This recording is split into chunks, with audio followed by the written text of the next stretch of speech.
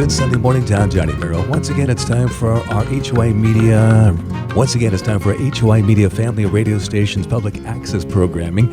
And we're available via your smart device also at HawaiiStream.fm and Live 365, along with our 5 radio stations on Oahu and on Kauai and Maui. And we'll be discussing a very important topic because there's a lofty goal that's been in the works for quite some time now. And we're getting closer and closer each and every year. Hawaii's goal to reach 100% renewable energy by the year 2045, so 20 years away. It appears to be hitting a snag, though, as 15 renewable power projects were canceled in the last 5 years. Did you know that? We're going to find out more on that. Joe Kent, Executive Vice President of the Grassroots Institute of Hawaii, went to the Hawaii Energy Conference that was last week to learn more about why so many projects aren't panning out and to deliver some remarks himself about the situation. So we welcome in Joe Kent from the Grassroots Institute of Hawaii. Good morning to you, Joe. Good morning, Johnny. Thanks for having me. Renewable energy, the goal to be 100% renewable by 2045. Joe, why are so many, though, of these renewable energy projects being canceled? Well, it's the regulations, Johnny. It's the regulations. It's just like building a home, it turns out. Building a power plant is really similar. And there are similar regulations that are in the way. You've got the State Land Use Commission and permitting troubles and zoning issues and even community groups that might not want your building there. And all of this is stacking up such that it's getting harder to build renewable energy projects, not easier. All right. Do you have any stories about certain projects that were canceled you can relate to the listeners? Yeah, sure. Well, there's 15 stories out there. And one of them was Paeahu Solar on Maui. That was a project that was actually approved, a solar project in South Kihei. Passed all the requirements, got the rubber stamp from the Public Utilities Commission. But it was challenged by opponents who took it to court after it was approved. And even though the opponents lost, the delays from the legal challenges put the project so far off schedule that, by the time they were supposed to build it, costs had risen dramatically, and they finally just canceled. Another one is the Makena Law project on Maui. That one was interesting because they pulled out because they were worried about Hawaiian Electric's credit rating. Clearway, the company that was doing it, said that HECO's financial distress was a challenge since the August 2023 fires. And, that's concerning for a lot of these projects. They, are putting in 20-year contracts to get money from Hawaiian Electric. But if Hawaiian Electric is in a shaky situation, then that's a risky prospect for these people who are trying to build power plants. So there's all kinds of factors out there. Sounds like it. Joe, what are the main barriers, in your opinion, to developing an energy project here besides the ones you just stated? Well, yes, we have all those regulations, of course, but community opposition, I think, is, a huge one. Permitting delays, of course, cost issues. Of course, there's the Jones Act, which makes shipping to Hawaii more expensive. But there have been geopolitical. The global pandemic was a big factor in shutting down a lot of power plants. And it's just Hawaii's big government system approach to power grid. So all of these things slow things down. And as you know, time is money. But you need to have energy to power up these projects. So the pushback, it's kind of, it's interesting, the pushback on that. All right. Which barriers snags people the most, though, Joe, when it is? Well, just like you said, you need energy. And that can be community energy as well. If the community is energized, this plant in their neighborhood, then it's almost going to be built. But when was the last time you heard a community that wanted a power plant in their neighborhood? Nobody wants this, right? It's just like in the building of homes, say not in a yard, happen time and time and again. Developers, when I ask them about, what's the biggest fear you have in terms of all the hurdles to build a power plant, they say it's the community opposition. because just like I mentioned before, even if your project is approved, it can be denied and actually killed by the community. Because the Supreme Court just ruled yesterday project out of Utah. I don't know if you saw that. They say this might make it easier to move these types of things forward. So we'll place on that. The case was Seven County Infrastructure Coalition versus Eagle County. It was a unanimous Supreme Court decision. Sounds something that might be able to move these projects forward now if people angle. Only time will tell on that, Joe. Joe Kent from the Grassroots Institute of Hawaii. You went to that conference over there last week, Hawaii Energy Conference. Now, what are people saying about these canceled projects? Well, I asked them what costs when a project is canceled, and no surprise, it's millions of dollars that is poured in just to be seeking and searching about whether a project is viable or not. But if 15 projects have been canceled, that's millions and millions of dollars. So what happens to that money? Well, the costs are either sunk or they're just rolled into the next project, and that makes future energy projects even more expensive. It also ices out the market, creates a chilling effect for those who might want to pursue energy in Hawaii. If we become known as a state in which it's very difficult to build energy, then it might spook investors. So we're beginning to see some of that in Hawaii right now. It's just getting harder, not easier, to develop these projects. And a lot of the people at the energy conference were talking about the loss of federal and state funding. The Trump effect at the national level has reduced spending across the board for all types of things, and energy, especially renewable energy, enjoyed luxurious sort of tax credits and benefits both at the federal and state levels. Those are both disappearing right now, and that calls into question a lot the future of energy. All right, the state has a goal, though, of reaching that 100% renewable energy by the year 2045, just 20 years away. Do you think that goal can be reached at this current pace? I don't think so. But if you talk to people in the energy space, I think they don't think so either, actually. I mean, you get these hushed conversations in back halls and side conversations of people kind of winking and knowing, I don't know if we're going to even reach this. Mm-hmm. Like right now, we're barely at 30, 40%. And we're supposed to be at fully 40% in the next 5 years. But to get to 70% in the next 10 years after that, and then 100%, after that by 2045, it may be technically feasible. And that's what the industry experts all say. It's technically feasible. But what does that mean? That means it's probably not practically feasible, especially if you look at the community opposition.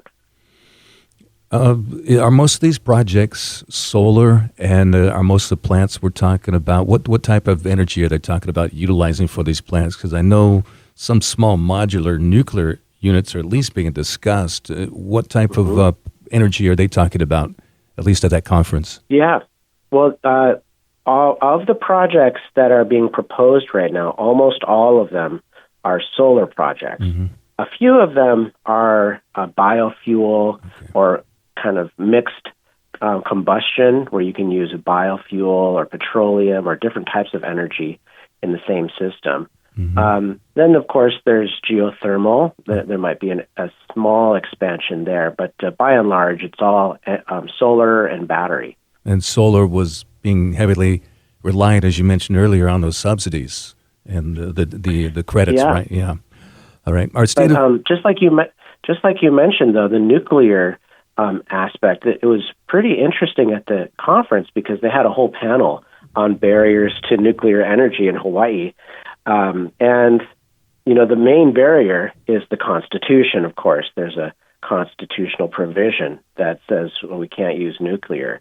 But other states have had similar constitutional provisions that have been rolled back.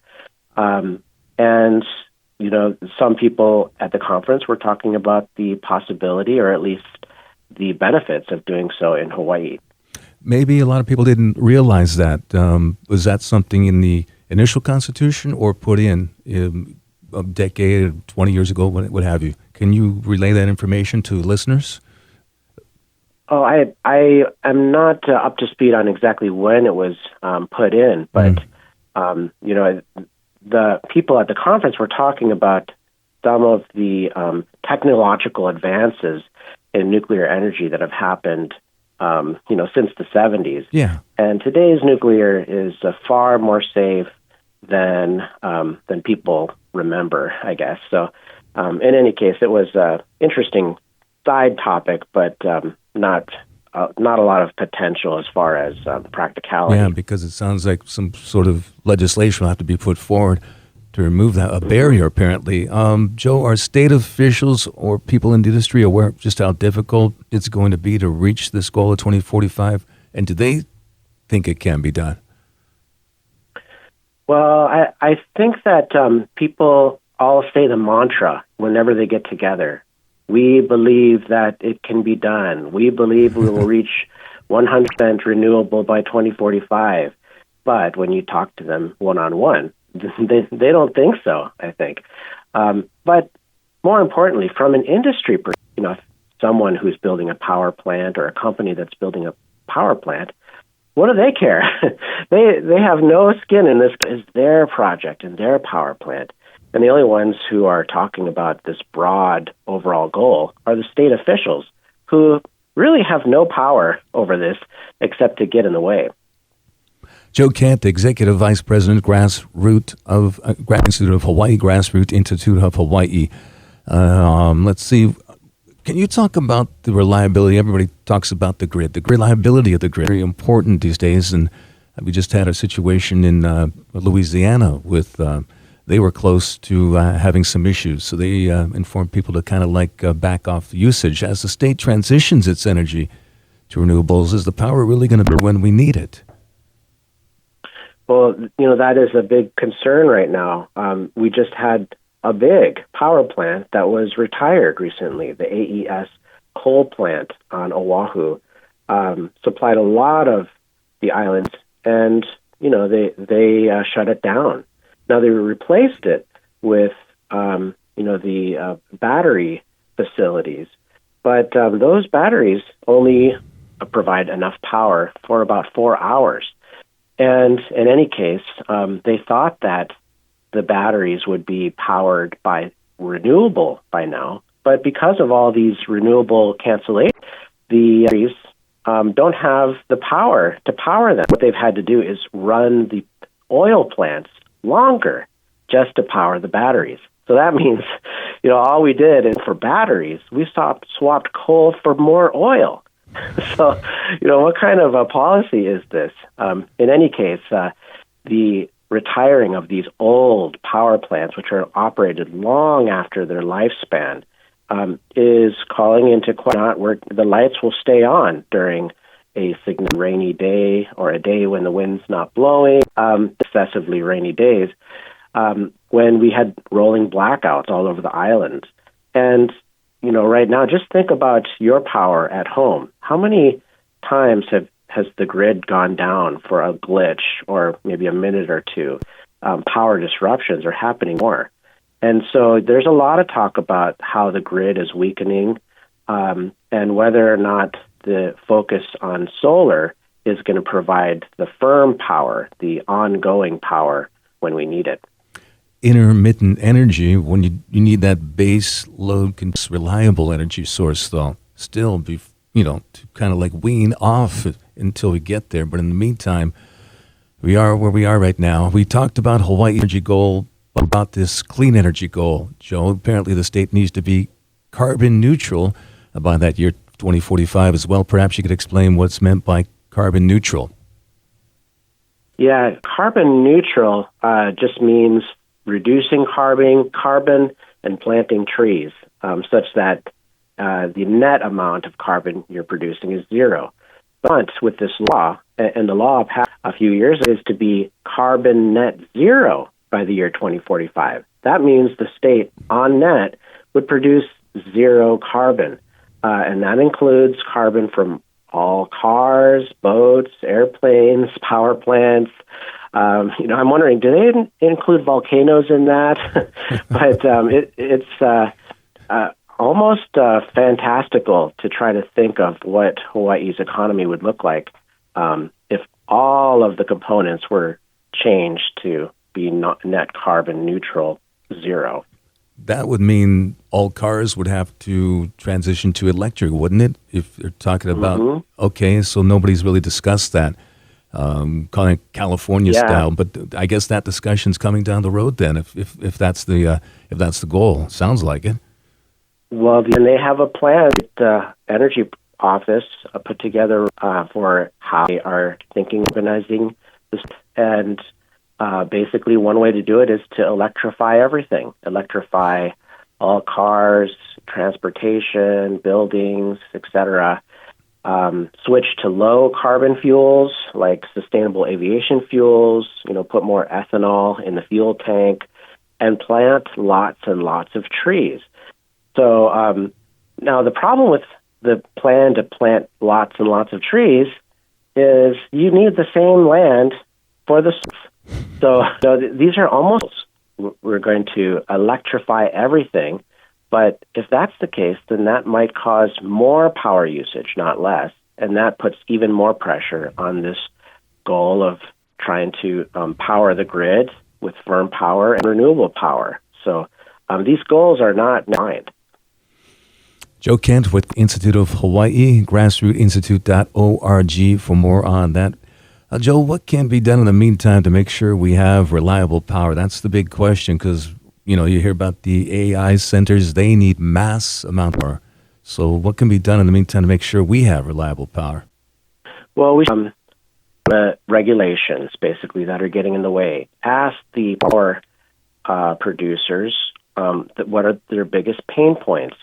And the biggest pain points is each of these layers. And you look at the floodplain rules. You could look at reducing allowable interventions. Right now, if a community group wants to oppose a project, there's almost an infinite amount of places that they can oppose it, even after the project is approved. But other states reduce these allowable interventions and to try to, provide an opportunity for public to input, but not approach to energy. It's much easier to build in those states. Only takes, maybe a few years rather than, 6 or 7 years here. And the permitting minimal. And in those states, it's so easy that abundance of energy such that they actually make money by exporting their energy rates. Now look at California, though. That's one of the slowest states. And Hawaii might take note about what not to do in its regulatory codes. It's so difficult to build energy in California that they have to import power from the neighboring states. Now, Hawaii can't import. That's our problem. And if you look at all the states across the nation that have huge barriers to power, they can all import. Hawaii can't. So no one is coming to save us. We have to solve this problem by ourselves. And the way to do it is to get out of our own way and allow people to just build projects. I think that was the case when Texas had the big freeze, which Texas has a lot of wind and solar. So when they utilize a lot of energy, they've got issues also. They're not out of the woods just there because they're more streamlined, but they borrowed energy from another state to get them powered back up after that big freeze was at 3-4 years ago or something. What about Joe, what about the projects in the works right now? Are they likely to pan out, or are they worried that they'll get canceled also? Well, if you look at the projects that are on the docket right now, there's around 25 to 30 projects, and 15 of them have been canceled. So that's more than half of the projects have been canceled. And if we take that rate and project it forward, we can assume that some of the projects that are still on the chopping block will get chopped. I'm hoping though that some of them can move forward. I mean, look at especially like these biofuel plants that I mentioned. That is important because it is a source of firm power. Geothermal, same thing, firm power. And yes, it's good to have all kinds of different power if somebody wants to build a solar plant or a wind turbine or something. But if you want to charge your phone at night, you need firm power. One thing that isn't being proposed right now at all is liquid natural gas. And this is funny because the state, in its plan to try to replace all petroleum, of which Hawaii uses around 60%, 67% for its energy makeup, they want to replace all of that with liquid natural gas. Well, there is no liquid natural gas facilities right now for that being proposed or developed. And so, things are going to have to change if they want to meet this goal. Does the lawsuit that was put forward recently, you feel that will have any impact in people wanting to invest in projects here that might be leaning outside of the solar and wind energy? Do you think that'll frighten people from trying to invest here, along with everything else, the barriers? Well, I think people already are frightened, by the barriers, but certainly lawsuits don't help. And, right now, what they're trying to, I think they did pass actually a liability cap at the Hawaii State Legislature that would limit Hawaiian Electric's liability, which hopefully will foster more, comfort and less risk for those who are trying to produce energy. But there's always trade-offs. If there's lower liability for energy, then that's higher liability for the insurance companies. And so, one way or another, someone always pays.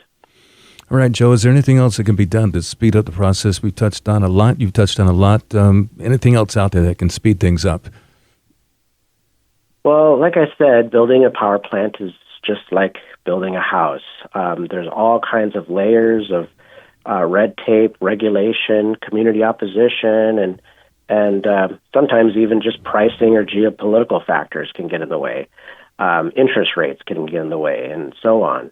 So the more that the community can support all kinds of projects, the more we keep an open mind about what's possible and not limit ourselves to one type of energy or another.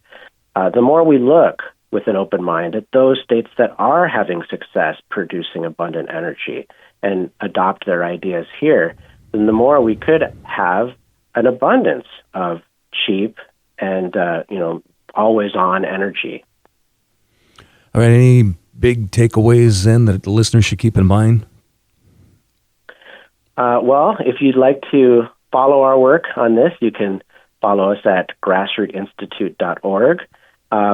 And we'll keep writing a little by little about energy. But the next time you see a power plant, consider saying yes in my backyard instead of always no. We need the energy. So thanks so much, Joe, for joining us on this very, very, very important topic, which is going to be even more important as the years progress. All right. Absolutely. Yeah, no doubt about that. Enjoy the rest of your Sunday, and we'll be talking soon. Thanks so much. Thank you.